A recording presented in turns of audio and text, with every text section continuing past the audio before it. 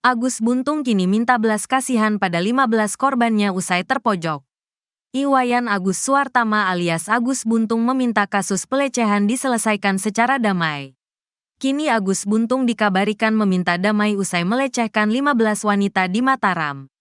Agus Buntung telah resmi ditetapkan menjadi tersangka dan tahanan rumah atas kasus pelecehan di Mataram. Ia juga tengah menjalani pemeriksaan di Polda NTB. Namun Agus mengatakan tengah berusaha dan mencari jalan agar bisa bebas. Saya hadapi persidangan. Tapi mudah-mudahan kalau bisa jangan sampai. Biar kita selesaikan secara baik-baik. Damai, kata Agus Buntung. Agus yang awalnya sesumbar akan melaporkan pihak tertentu atas tuduhan pencemaran nama baik kini mendadak minta belas kasihan dan damai pada semua korbannya. Ia mengaku ketakutan akan menerima hukuman berat. Saya juga gak perpanjang kasus pencemaran nama baik. Mereka mau ngomong apa semua orang berhak mau ngomong apa. Hanya Tuhan yang tahu, kata Agus Buntung. Usai segala kelakuan bejatnya melecehkan 15 orang wanita.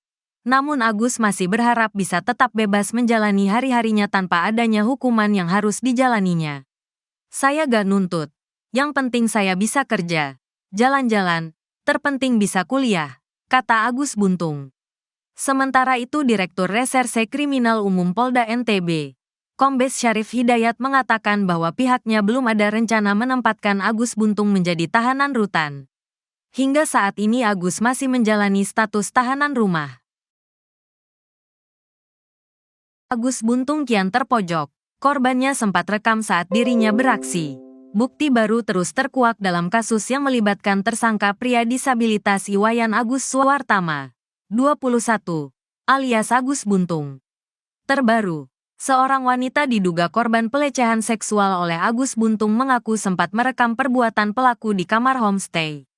Di Reskrimum Polda NTB Kombes Pol Syarif Hidayat mengatakan, video itu akan menjadi alat bukti untuk menguatkan pidana pelecehan seksual yang disangkakan ke Agus Buntung.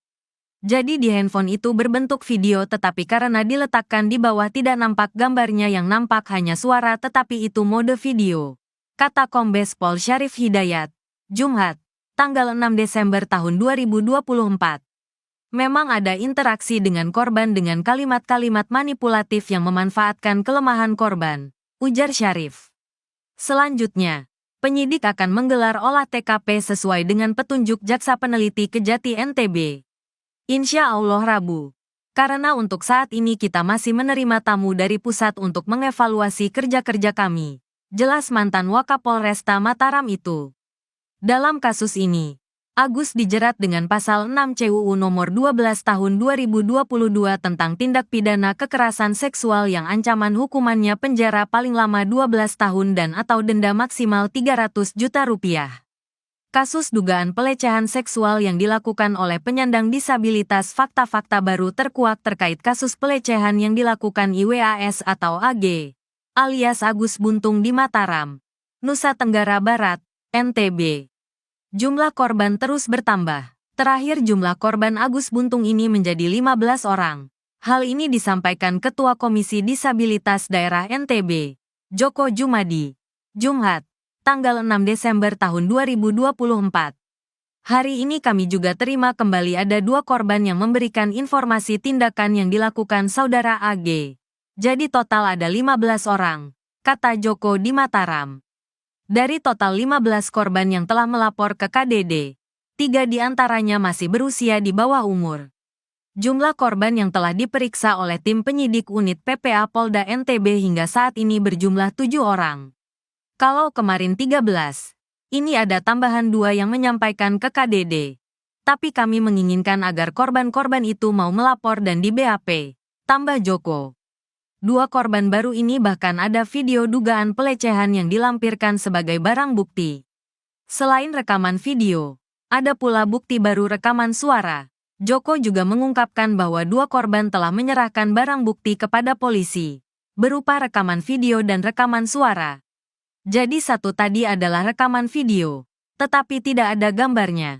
Yang ini hanya rekaman suara saat saudara AG melakukan proses grooming dan manipulasi, ujarnya.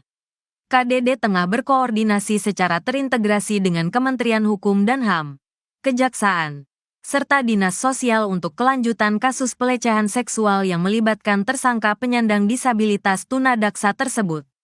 Nantinya kasus ini akan terus berjalan dan tahanan rumah tidak akan lagi dipakai. Kami juga akan memikirkan langkah-langkah berikutnya, tegas Joko. Sebelumnya, Polda NTB telah menemukan 2 alat bukti dan menetapkan Agus Buntung sebagai tersangka dugaan pelecehan seksual. Saat ini, tersangka Agus Buntung masih menjalani tahanan rumah. Polisi menyebutkan bahwa dugaan kekerasan seksual ini terjadi di sebuah homestay di Kota Mataram pada tanggal 7 Oktober tahun 2024 sekitar pukul 12 WITA. Tersangka dijerat pasal 6C Undang-Undang Nomor 12 Tahun 2022 tentang Tindak Pidana Kekerasan Seksual, TPKS, dengan ancaman hukuman maksimal 12 tahun. Kelakuan Agus Buntung ternyata sering gadai motor untuk beli miras. Beredar di media sosial video Agus Buntung sedang mabuk sambil joget. Bahkan kini baru terungkap bahwa Agus Buntung berulang kali menggadai motor untuk beli minuman keras. Satu persatu fakta baru terungkap soal Agus Buntung, mahasiswa asal Mataram, Nusa Tenggara Barat, NTB. Setelah membantah melakukan pelecehan seksual, kini Agus Buntung harus menghadapi puluhan kesaksian dari wanita yang pernah ia ancam. Terlepas dari kasus pelecehan yang sedang dihadapi, kini muncul video Agus Buntung sedang mabuk. Meski tidak memiliki 2 tangan, Agus Buntung ternyata tetap bisa minum sendiri. Dalam video tampak Agus Buntung memakai baju dan celana warna hitam. Dia duduk di lantai sedang mengarahkan gelas berisi minuman keras menggunakan kaki kirinya.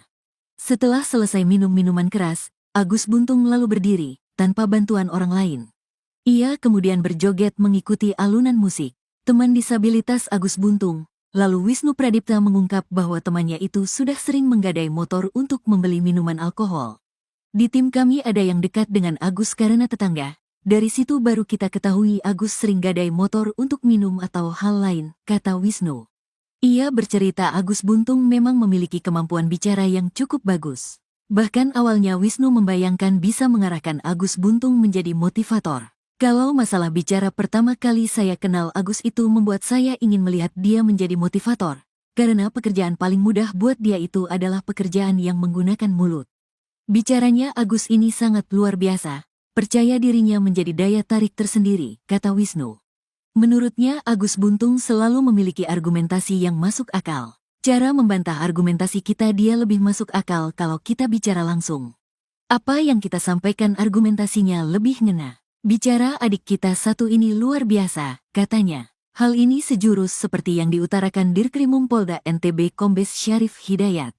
Kata Syarif, Agus Buntung melakukan pelecehan seksual pada wanita yang datang sendiri ke Taman Udayana Mataram. Ia kemudian mendatangi lalu mengajak berbincang. Kadang Agus Buntung juga menjual kesedihan dengan membicarakan tentang kekurangan fisiknya. Setelah berhasil mengorek masa lalu atau rahasia, Agus pun mengancam wanita tersebut.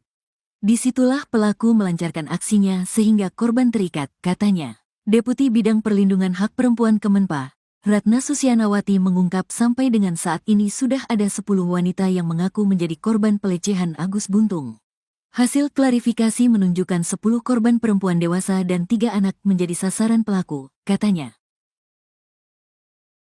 Rayuan manis Agus Buntung pada wanita terekam, usai percaya diajak ke homestay. Bocor rekaman suara Agus Buntung saat merayu wanita. Dalam rekaman suara, terdengar Agus Buntung merayu korban untuk bisa diajak ke kamar homestay. Agus Buntung benar-benar ahli dalam memanipulatif agar bisa melecehkan wanita. Dari rekaman suara, Agus seolah memiliki kemampuan spiritual untuk membimbing wanita. Kakak cantik jangan mau merusak diri, saya percaya kakak bisa. Punya ilmu kan, katanya. Saya tidak suka orang lemah, lap air mata itu. Nanti seperti apa muka kamu, tambah Agus Buntung. Agus mengatakan wanita itu tak akan bisa salat karena terhalang dosa. Kakak bersih, sampai kakak salat pun tidak bisa karena ada gejala, kata Agus Buntung. Perjuangan kakak kan kamu hidup sendiri, berjuang sendiri, benar gak? Nekat karena sepele. Kakak mau nekat, bisa gak aku minta kakak jangan nekat? Bertobatlah, katanya. Ia bahkan rela mengorbankan nyawanya demi wanita tersebut. Nyawa saya kasih ke kakak. Biar kakak tahu bahwa kakak berarti bagi dunia ini, kata Agus Buntung. Dia mengatakan menyadari bahwa wanita itu belum percaya padanya. Setengah percaya, sedikit percaya, itu pikiranmu sekarang. Karena kamu baru kenal saya bisa baca langsung kok. Bingung kenapa saya ngomong gini? Kamu kira saya modus sama cowok lain? Buktinya dia ngerusak kamu, kata Agus Buntung. Seperti pada pembelaannya sebelumnya, Agus Buntung juga berdalih dengan kekurangan fisiknya dia tak akan mungkin melakukan pelecehan.